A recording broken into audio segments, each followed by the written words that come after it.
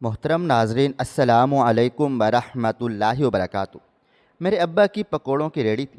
ایک دن کام سے واپسی پر کسی گاڑی والے نے زوردار ٹکر ماری تو ابا فوت ہو گئے۔ اب میرے سر پر 6 بہنوں کی ذمہ داری تھی۔ میں نے ایک بنگلے پر چوکی داری شروع کر دی۔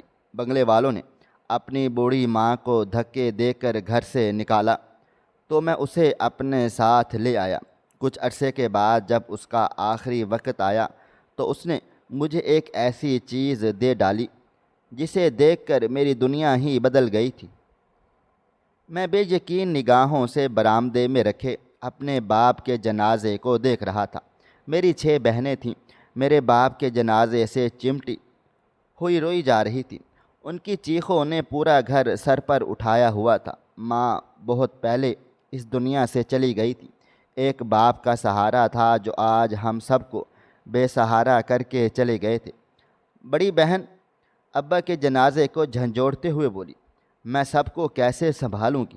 ابا، آپ ہمیں چھوڑ کر نہیں جا سکتے، اٹھیں ورنہ میں خود کو مار لوں گی۔ میں آپ کے آگے ہاتھ جوڑتی ہوں، اللہ کے لیے میرے ساتھ ایسا ظلم نہ کریں۔ میں نہیں سنبھال سکتی ان سب کو۔ جب کہ میں نے ضبط سے آنکھیں بند کر لی تھیں، وقت دھیرے دھیرے گزرتا چلا جا رہا تھا۔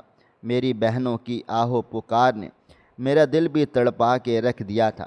کئی لوگ مجھے اشارہ کر رہے تھے کہ اب وقت ہو چکا ہے، تدفین کے لیے ابا کے جنازے کو کندھے پر اٹھا لیا جائے، لیکن میرے جسم میں جان ہی نہیں آ رہی تھی۔ میں کیا کرتا؟ کئی بار میں نے اٹھنے کی کوشش کی، لیکن حالت ایسی تھی کہ میں 1 انچ بھی ہل نہیں پا رہا تھا۔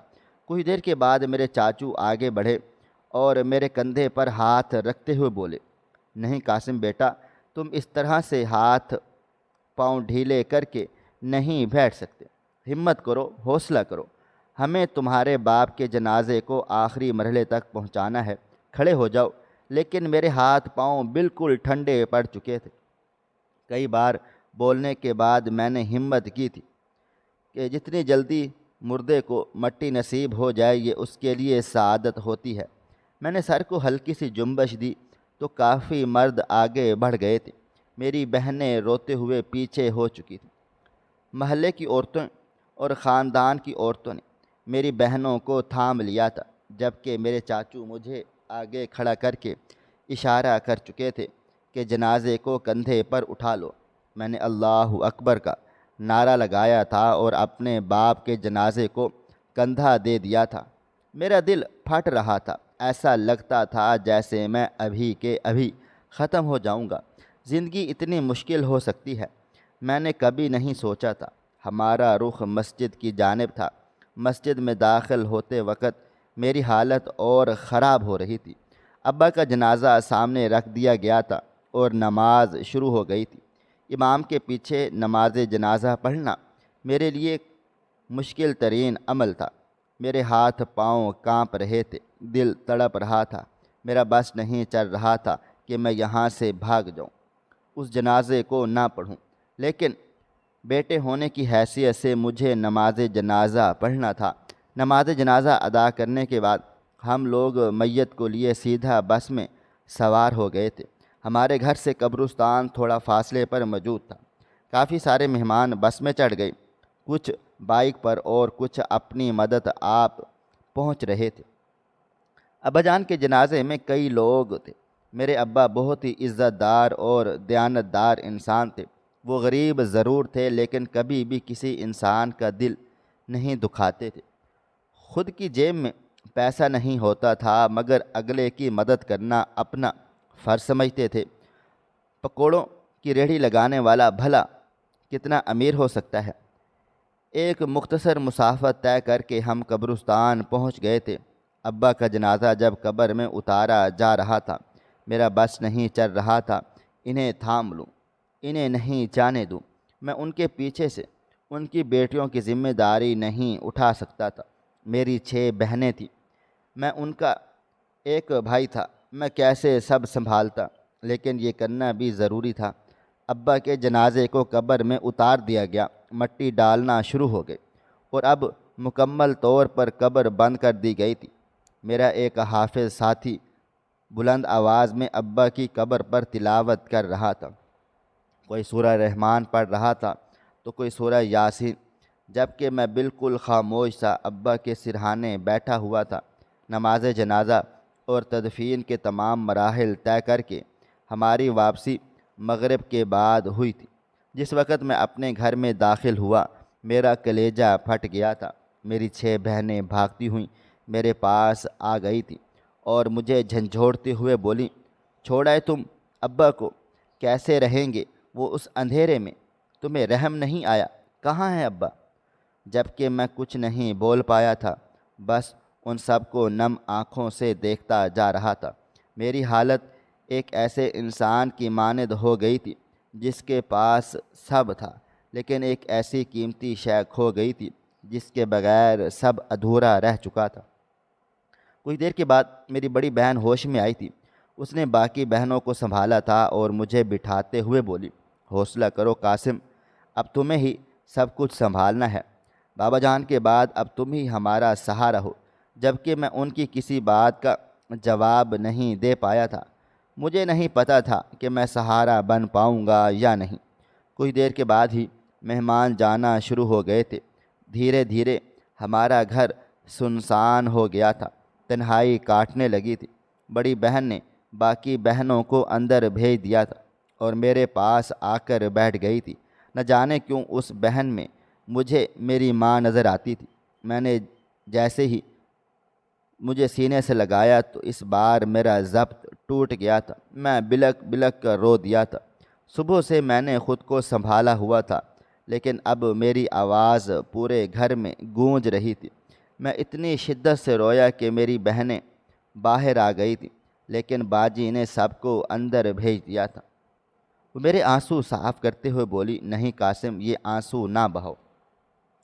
اگر آج تمہاری آنکھ سے آنسو بہہ گئے تو میرا بیٹا کبھی مضبوط نہیں ہو پائے گا۔ باجی ہے نا، باجی سب سنبھالے گی، لیکن تمہیں بھی خود کو سنبھالنا ہے۔ میں ان کو دیکھتے ہوئے بولا، مجھ سے نہیں ہو رہا ضبط، میں کیا کروں؟ میری حالت بہت عجیب ہو رہی ہے، کچھ کرے نہیں تو مجھے کچھ ہو جائے گا۔ جبکہ وہ میری پیٹھ تھپ تھپاتے ہوئے بولی، حوصلہ کرو، رب العالمین حوصلہ کرنے والوں کو بہت عطا فرماتا ہے۔ تمہیں ابھی بہت کچھ کرنا ہے۔ تمہاری 6 بہنیں ہیں، تم پر 6 ذمہ داریاں ہیں، ان سب کو ان کے گھر کا کرنا ہے اور میں تمہارے ساتھ ہر قدم پر کھڑی ہوں، تم ہمت تو کرو۔ جبکہ میں اب خاموش ہو گیا تھا۔ وہ بہت کچھ مجھے بتا رہی تھی، سمجھا رہی تھی، لیکن میں بالکل چپ چاپ ان کی شکل دیکھتا جا رہا تھا۔ تھوڑی دیر کے بعد وہ میرے پاس سے کھڑی ہو گئی تھی اور مجھے بھی آرام کرنے کی تاکید کر کے اندر چلی گئی تھی۔ وقت کا پہیہ گھومتا جا رہا تھا۔ بابا جان کے انتقال کو 1 ہفتہ بیت گیا تھا۔ ہمارا گزارا بابا جان کی ریہڑی سے ہی ہوتا تھا۔ اس دوران مجھے معلوم ہوا کہ بابا جان کو کسی نے ٹکر دے ماری تھی۔ وہ خود بیچ میں نہیں آئے تھے بلکہ جان بوجھ کر کسی نے ان کو زخمی کر دیا تھا، لیکن عمر زیادہ ہونے کی وجہ سے وہ دھچکا وہ برداشت نہ کر پائے اور وہ اس دنیا سے ہی رخصت ہو گئے۔ لیکن حیرانگی اس بات پر تھی کہ بابا کو ٹکر ماری کیوں گئی، حالانکہ وہ اپنی ریہڑی لیے ایک طرف کھڑے ہوئے تھے۔ کافی جانچ پڑتال کے بعد بھی اس بات کا سراغ نہیں لگ پایا تھا۔ میری بہنوں نے مجھے سختی سے منع کر دیا تھا کہ تم کسی بھی معاملے میں نہیں بولو گے اور نہ ہی آگے بڑھو گے۔ جو ہونا تھا سو ہو چکا ہے، ہم کچھ بھی کر لیں اب کوئی فائدہ نہیں ہے۔ ہم اپنا باپ کھو چکے ہیں، تم ہی اب ہمارا واحد سہارا ہو۔ اگر تمہیں بھی کچھ ہو گیا تو ہمارا کیا ہوگا؟ ان لوگوں کی بات بھی درست تھی۔ میں بھی اپنی بہنوں کو لے کر ہر وقت پریشان سا رہتا تھا۔ 6 بہنیں یعنی 6 ذمہ داریاں، ان سب کو جب تک میں ان کے گھر کا نہ کر دیتا مجھے سکون نہیں آنا تھا۔ کچھ دنوں کے بعد مجھے نوکری کی پریشانی ہونا شروع ہو گئی تھی۔ گھر میں جتنا روپیہ پیسہ ہم نے جمع کیا ہوا تھا سب لگ چکا تھا۔ کچھ بھی کر کے اب ہمیں آگے کی زندگی کے مسائل طے کرنے تھے۔ اکثر میری بڑی بہن مجھے کہتی تھی کہ میں بھی نوکری کروں گی، تم کیوں اجازت نہیں دے رہے؟ لیکن میرا دل نہیں مانتا تھا۔ بابا جان ریڑھی لگاتے تھے، اس کے باوجود نہ کبھی انہوں نے اماں کو نوکری کرنے کی اجازت دی تھی اور نہ ہی بہنوں کو، تو بھلا میں کیوں ان کے بعد ایسا کام شروع کرتا؟ میں بہت پریشان سا اپنے گھر کی دہلیز پر بیٹھا ہوا تھا جب برابر والے راشد بھائی کا بیٹا میرے پاس آ کر بیٹھا اور میرے کندھے پر ہاتھ رکھتے ہوئے بولا، کیا ہوا قاسم؟ کیا سوچ رہے ہو؟ سب ٹھیک ہے؟ کوئی پریشانی تو نہیں؟ میں نے ایک نظر اس پر ڈالی تھی اور حوصلہ لاتے ہوئے بولا، نہیں بھائی، کوئی پریشانی نہیں، بس نوکری تلاش کر رہا ہوں۔ تم اچھی طرح جانتے ہو ابا کی زندگی میں نے کبھی کوئی کام کاج نہیں کیا، ہمیشہ ایک شاہی زندگی گزاری۔ ابا جان ریڑھی لگاتے تھے مگر اس کے باوجود انہوں نے مجھے کبھی کوئی پریشانی نہیں ہونے دی۔ میں اپنی تعلیم مکمل کر رہا تھا، میں ایک بڑا افسر بننا چاہتا تھا، لیکن اب سب بیچ میں ہی دھرے کا دھرا رہ گیا ہے۔ میں کیا کروں؟ کچھ بھی سمجھ میں نہیں آتا۔ نوکری کوئی ہاتھ میں نہیں ہے اور نہ ہی کسی بھی قسم کا ہنر۔ میری بات سن کر وہ چند لمحے کے بعد بولا، تم کسی بنگلے میں کام کر لو، وہاں کے مالک بہت رحم دل ہوتے ہیں، غریبوں کی مدد کرتے رہتے ہیں۔ تم وہاں نوکری کرو اور پھر کچھ عرصے کے بعد اپنا خواب ان کے سامنے رکھنا، یعنی اپنی پڑھائی وغیرہ کے بارے میں بتانا۔ مجھے بڑی امید ہے وہ تمہاری مدد بھی کریں گے اور تمہاری بہنوں کو رخصت کرنے میں بھی ساتھ دیں گے۔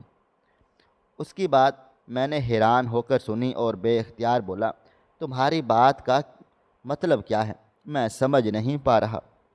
وہ مجھے دیکھتے ہوئے بولا، ارے میرے کہنے کا مطلب ہے تم کسی بنگلے پر نوکری کر لو، تمہاری جسامت بھی اچھی ہے، قد کاٹ بھی اچھا ہے، تم کوئی اور کام نہیں بلکہ چوکی داری کر لو، پیسے بھی اچھے خاصے مل جائیں گے اور کئی قسم کی سہولیات بھی ملیں گی۔ جبکہ میں اس کی بات سن کر بولا، یہ کام مجھے سمجھ تو آ رہا ہے، لیکن میں نے سنا ہے کہ اس میں جان کا خطرہ ہوتا ہے، اگر مجھے کچھ ہو گیا تو پیچھے میری بہنوں کا کیا ہوگا؟ جبکہ وہ بے اختیار بولا، اللہ تعالیٰ کی ذات پر بھروسہ رکھو، تمہیں کام کرنا ہے تو رزق لینا ہوگا، ورنہ کبھی بھی آگے کو نہیں بڑھ پاؤ گی۔ اس کی بات سن کر میں واقعی متاثر ہوا تھا۔ اگر میں رب پر بھروسہ کر کے قدم باہر نہیں نکالوں گا تو میں کچھ بھی نہیں کر پاؤں گا، مجھے ہر حال میں ہمت کرنی ہی پڑے گی۔ میں نے اس کا بہت شکریہ ادا کیا تھا کہ میرے دل و دماغ میں یہ بات ڈالنے کا بہت شکریہ۔ اس وقت جو حالات ہمارے چل رہے تھے، ہمارے لیے بہتر یہی تھا کہ ہم سب سے بنا کر رکھیں۔ اگلے روز ہی میں صاف ستھرا ہو کر بڑے علاقوں کی طرف بڑھ گیا تھا۔ میرا ارادہ اب کام مانگنے کا تھا۔ مسلسل میرے لبوں پر اللہ تعالیٰ کے نام کے ورد جاری تھے، اے میرے مالک، میری مشکلات آسان فرما، مجھے کام مل جائے، مجھے میری بہنوں کے نصیب سے کام مل جائے۔ ایک دو گھروں میں پوچھا تو انہوں نے منع کر دیا تھا کہ ہمیں گارڈ کی ضرورت نہیں ہے، ہمارے پاس پہلے ہی چوکی دار موجود ہیں۔ تھک ہار کر میں واپس جانا چاہتا تھا جب ایک چوکی دار کو مجھ پر رحم آ گیا تھا۔ وہ فوراً میرے پاس بھاگ کر چلا آیا اور ایک بنگلے کی طرف اشارہ کرتے ہوئے بولا، یہ سامنے والے گھر میں جاؤ، یہاں کا چوکی دار کام چھوڑ کر چلا گیا ہے، اگر تم ان کی جھڑکیاں برداشت کر سکتے ہو تو یہاں کام کر لو، باقی تمہاری مرضی ہے۔ اس کی بات سن کر مجھے تھوڑا خوف آیا تھا کہ میں یہاں ایک لالچ کے تحت ہی آیا تھا، اگر میں بڑے لوگوں کے گھروں میں کام کاج کروں گا تو میری مشکلات بھی آسان ہو جائیں گی، لیکن جس طرح سے اس نے نقشہ کھینچا تھا مجھے خوف ہی آیا تھا۔ مگر فی الوقت کام نہ ہونے کی وجہ سے میں نے وہیں جانے میں عافیت جانی تھی۔ چند قدم عبور کر کے میں دروازے پر پہنچا تو ایک گارڈ نے چھوٹی سی کھڑکی کھول کر آنے کی وجہ پوچھی تھی۔ میں نے اپنا معاملہ بتایا تو مجھے وہ باہر ہی ٹھہرنے کا بول کر چند لمحے کے لیے کھڑکی سے غائب ہو گیا تھا۔ کچھ دیر کے بعد ہی کھڑکی دوبارہ کھلی تھی اور اس نے مجھ سے میری تعلیم وغیرہ پوچھی۔ میں نے جب اسے اپنی تعلیم کے بارے میں بتایا تو وہ کافی متاثر ہو گیا تھا اور بڑا دروازہ کھول کر مجھے اندر آنے کی اجازت دے دی تھی۔ میں کچھ کہتا اس سے پہلے ہی وہ بولا، سیدھے جا کر بائیں کمرے میں چلے جانا، وہاں پر صاحب بیٹھے ہوئے ہیں، ان کے سامنے اپنی تمام حالات بیان کرنا، تعلیم، نام وغیرہ۔ اگر تم انہیں مناسب لگے تو تمہیں چوکیداری کی نوکری دے دیں گے۔ میں نے اس کا شکریہ ادا کیا تھا اور سیدھا گھر کے اندر کی طرف بڑھ گیا تھا۔ وہ گھر نہیں تھا بلکہ کوئی عالی شان محل تھا۔ سبزہ زار، خوبصورت کیاری، بیچ میں لگا ہوا فوارہ بہت ہی زیادہ خوبصورت لگ رہا تھا۔ میں نے مرکزی دروازہ عبور کر کے جیسے ہی بنگلے کے اندرونی حصے پر قدم رکھا، میری آنکھیں چمک اٹھی تھیں۔ اتنا خوبصورت گھر میں نے خواب میں بھی تصور نہیں کیا تھا۔ میں دائیں جانب کے کمرے میں داخل ہوا تو وہاں ایک اسٹڈی روم تھا جہاں کافی خطاب موجود تھی۔ سامنے ہی ایک آدمی بیٹھا ایک کتاب کا مطالعہ کر رہا تھا۔ میں نے قریب جا کر سلام کیا تو وہ یکدم چونک کر میری طرف دیکھنے لگا تھا اور پھر بے اختیار بولا، تمیز نہیں ہے تمہیں کمرے میں آنے سے پہلے دستک دی جاتی ہے، اجازت لی جاتی ہے، اس کے بعد آیا جاتا ہے؟ یہ کوئی طریقہ ہے؟ اس آدمی کی بات سن کر لمحے بھر کے لیے میرا دل سہم گیا تھا۔ وہ مجھے دیکھتے ہوئے مزید بولا، باہر جاؤ اور اجازت لے کر اندر آؤ۔ آئندہ کے بعد اگر یہ حرکتیں رہیں تو میرے پاس تمہاری کوئی نوکری نہیں ملے گی۔ اس کی بات آدمی کی باتیں سن کر میں فوراً سے باہر گیا، ہلکی دستک دی تو اندر سے مجھے اجازت مل گئی۔ میں اب محتاط قدم اٹھاتا ہوا اندر داخل ہوا۔ وہ مجھے دیکھتے ہوئے بولا، نام بتاؤ اور کہاں تک تعلیم حاصل کی ہے؟ کبھی چوکیداری کی ہے؟ میں نے ایک نظر ان پر ڈالی تھی اور جھوٹ گھڑتے ہوئے بولا، جی صاحب، سکول کی چوکیداری کی ہے۔ ہمارے گھر کے ساتھ ہی ایک سکول تھا۔ میرا نام قاسم ولید ہے، عمر 24 سال ہے اور میں BSc کر لیا ہے۔ وہ مجھے دیکھتے ہوئے بولا، تو کسی اچھی جگہ پر نوکری کرو اگر اتنی تعلیم ہے، یہاں کیا کرنے آئے ہو؟ جبکہ مجھے اب کچھ سمجھ میں نہیں آیا تھا میں کیا بولوں، لیکن میں نے خود کو سنبھالتے ہوئے جواب دیا، سر، نوکری تلاش کی ہے، کئی جگہوں پر CV بھی دی ہے، مگر تنخواہ اچھی نہیں ہے۔ چوکیداری میں پھر بھی پیسے اچھے مل جاتے ہیں۔ میری بات سن کر وہ آدمی بولا، میں تمہیں مہینے کا 30,000 روپیہ دوں گا، لیکن تمہیں دن رات ڈیوٹی دینی ہوگی۔ اتوار کا دن تمہارا آف ہوا کرے گا۔ بولو، منظور ہے؟ چند لمحے میں خاموش رہا تھا۔ یہ پیسے میرے لیے بہت کم تھے، لیکن چوکیداری میں اتنے پیسے مل جانا بھی بہت بڑی غنیمت ہوتی ہے۔ میں نے حامی بھر لی تھی، ساتھ میں وہ مجھے کچھ فیسلٹیز بھی دے رہا تھا کہ تمہارا کبھی بھی کوئی گھریلو کوئی مسئلہ مسائل ہوگا تو ہم ساتھ دیں گے، اور ہسپتال وغیرہ کا خرچہ بھی ہم ہی برداشت کرتے ہیں۔ مہینے میں ایک بار تمہیں راشن بھی دیا جائے گا۔ یہ فیسلٹی وغیرہ سن کر مجھے کافی سکون ملا تھا۔ میں نے فوراً سے حامی بھر لی تھی، ہاں کر لی تھی، اور اگلے دن آنے کے لیے وہاں سے نکل آیا تھا۔ ابھی میں دروازہ پار کرتا اس سے پہلے ایک بوڑھی عورت کی آواز میرے کان کے پردوں سے جا ٹکرائی تھی۔ میں نے پلٹ کر دیکھا تو ایک عورت میری طرف ہی آ رہی تھی۔ دیکھنے میں اس کی عمر کوئی 60-70 سال کی تھی، لیکن بہت ہی سادہ عورت تھی۔ اتنے حسین گھر میں ایسی عورت کو دیکھ میں تھوڑا سا حیران ہوا تھا۔ کپڑوں سے دیکھ کر صاف معلوم ہو رہا تھا کہ وہ اس گھر کی فرد ہیں۔ قریب آ کر اس نے میرے کندھے پر ہاتھ رکھا تھا۔ اس کی آنکھوں سے معلوم ہو رہا تھا جیسے وہ مجھے جانتی ہو۔ وہ مجھے دیکھتی ہوئی بولی، تم قاسم ہو؟ لہجہ لڑکھڑایا ہوا تھا۔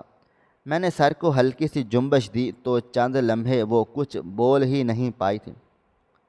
آنکھوں میں آنسو لیے وہ مجھے دیکھتی رہی تھی اور پھر میرا ہاتھ تھامتے ہوئے بولی، یہاں کیوں چلے آئے ہو؟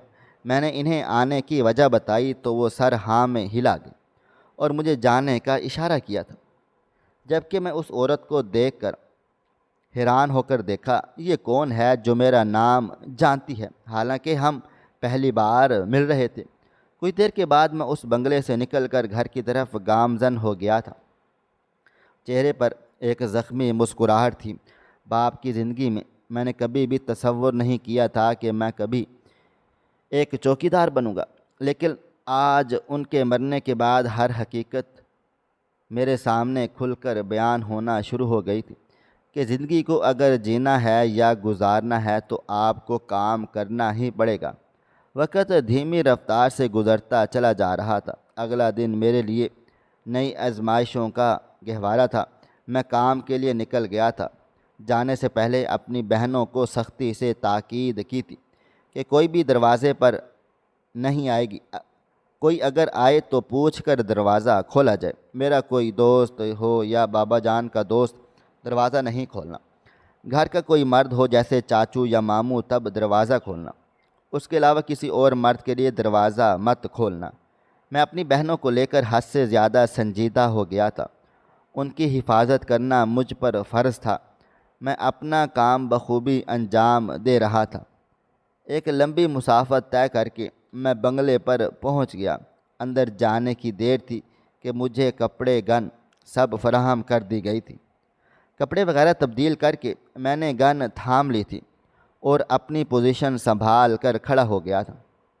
تقریباً آدھے گھنٹے کے بعد کوئی نہ کوئی گاڑی آتی تھی جس کے لیے مجھے دروازہ کھولنا پڑتا تھا۔ مجھے پہلے اندر اجازت بھی لینی پڑتی تھی۔ پہلے گارڈ نے مجھے تمام تفصیل سمجھا ڈالی تھی کہ کون کیا ہے اور کون اس گھر میں کیا حیثیت رکھتا ہے۔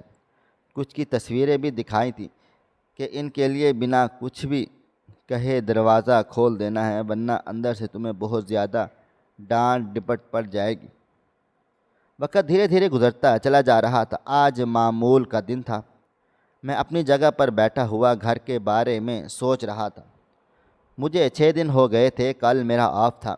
ابھی کچھ ہی دیر گزری جب اندر سے شور شرابے کی آوازیں آنے لگ گئی تھیں، حتیٰ کہ اتنا شور بڑھ گیا تھا کہ 2 حفاظتی گارڈ اندر کی طرف بڑھے تھے، لیکن کچھ دیر کے بعد ہی سر جھکائے واپس آ گئے تھے۔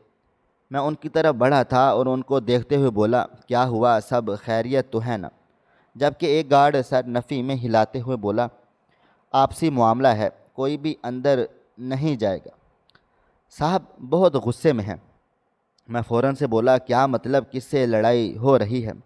چند لمحے کے بعد وہ مجھے دیکھتے ہوئے بولا، صاحب کی اور ان کی ماں کی آپس میں نہیں بنتی، دونوں ماں بیٹے کی لڑائی ہو رہی ہے، اور آج تو ان کی بیٹی بھی آئی ہوئی ہے۔ سارے بچے ماں کے خلاف ہیں، پتہ نہیں آج کیا قہر برپا ہونے والا ہے۔ میرے دل و دماغ میں یکدم اس دن والی عورت آ گئی تھی جس نے اچانک سے مجھے روک کر میرا نام وغیرہ پوچھا تھا۔ چند لمحے گزرے تھے جب اچانک مرکزی دروازے پر شور ہوا تھا۔ ہم تمام لوگوں نے اس کی طرف دیکھا تو صاحب اپنی ماں کو گھسیٹتے ہوئے باہر لا رہے تھے اور اپنا ہاتھ چھڑانے کی جد و جہد کر رہی تھی، لیکن وہ کسی قیمت پر بھی ان کا ہاتھ نہیں چھوڑ رہے تھے۔ وہ انہیں گھسیٹ کر باہر کی طرف لائے تھے اور دروازہ کھول کر انہوں نے اپنی بوڑھی ماں کو باہر دھکیل دیا تھا۔ وہ مجھے سمیت تمام گارڈز بھی حیران و پریشان رہ گئے تھے۔ گھر والے بالکل خاموشی سے یہ تماشا دیکھ رہے تھے۔ وہ آدمی اپنی ماں کو دیکھتے ہوئے بولا، مر جانا، لیکن میری دہلیز پر قدم رکھنے کی تمہیں کوئی بھی ضرورت نہیں ہے۔ یہ کہتے ہی انہوں نے دروازہ بند کر دیا تھا اور ہم سب کو دیکھتے ہوئے بولے، کسی نے بھی اگر دروازہ کھولا تو میں اسے نوکری سے نکال دوں گا، چپ چاپ اپنا کام کرو۔ یہ کہتے ہی وہ تمام بہن بھائی اندر چلے گئے تھے، جبکہ گارڈ نے بھی آنکھیں بند کیے اپنے اپنے کام پر کھڑے ہو گئے تھے، لیکن میرا دل عجیب و غریب سا ہو رہا تھا۔ وہ ایک بوڑھی عورت تھی جس کی عمر کوئی 60-70 سال کی تھی۔ اس کے ساتھ ایسا ظلم میں نے بے اختیار چھوٹی سی کھڑکی سے باہر جھانک کر دیکھا تو وہ عورت مجھے کہیں بھی نظر نہیں آئی تھی۔ میں نے اپنا سر جھٹک دیا تھا۔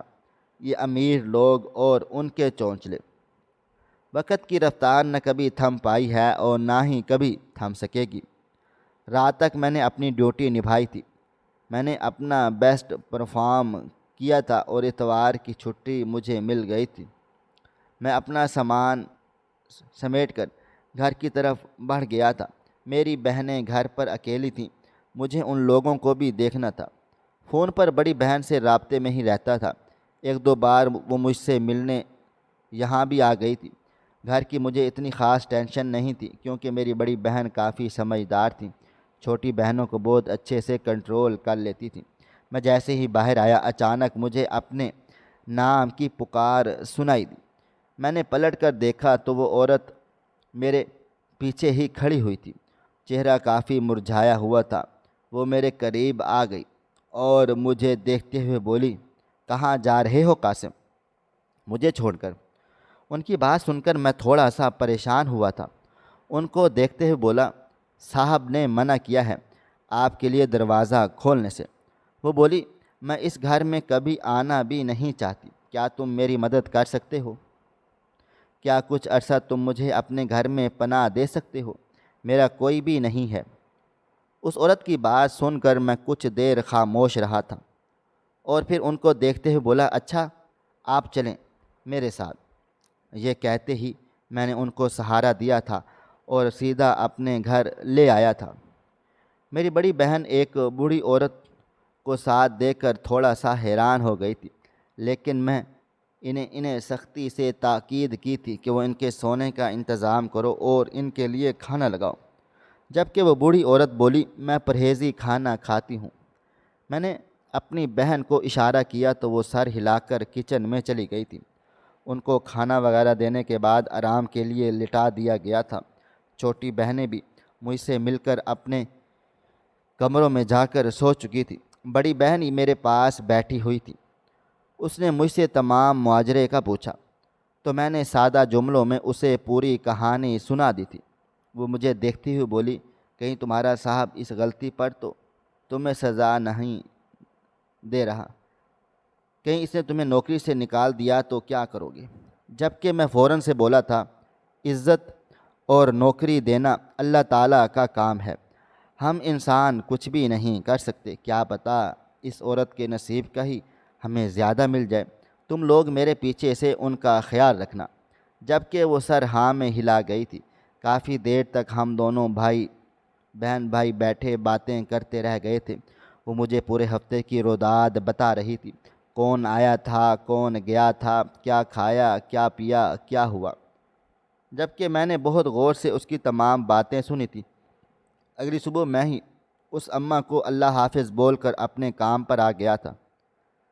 کام پر پہنچا تو مجھے ایک بات سن کر کافی خوشگوار حیرت ہوئی کہ صاحب نے صرف میری دن کی ڈیوٹی مختص کر ڈالی تھی، پیسوں میں کوئی کمی نہیں آئی تھی۔ رات کے وقت میری چھٹی ہو جائے گی، یہ سن کر میں کافی خوش ہوا تھا۔ رات کو میں جب واپس آیا تو میری بہنیں مجھے دیکھ کر حیران و پریشان رہ گئی تھیں۔ میں نے انہیں اپنی نوکری کی نوعیت کا بتا دیا تو ساری خوش ہو گئی، کیونکہ ہر بہنوں کی طرح ان کا بھی مان تھا کہ ان کا بھائی رات کو واپس آیا کرے۔ اس اماں نے بھی مجھے کافی ساری ڈھیروں ڈھیر دعائیں دی تھیں۔ وقت کی رفتار نہ کبھی تھم پائی ہے اور نہ ہی کبھی تھم سکے گی۔ اس عورت کو ہمارے ساتھ رہتے ہوئے سال ہو گیا تھا۔ میری بہنوں نے اسے بطور دادی قبول کر لیا تھا۔ میں بھی انہیں دادی یا اماں کہہ کر پکارتا تھا۔ آج صبح سے ان کی طبیعت کافی خراب ہو رہی تھی۔ میری چھٹی بھی تھی، اس لیے میں گھر پر رہا، ان کے پاس ہی بیٹھا ہوا تھا۔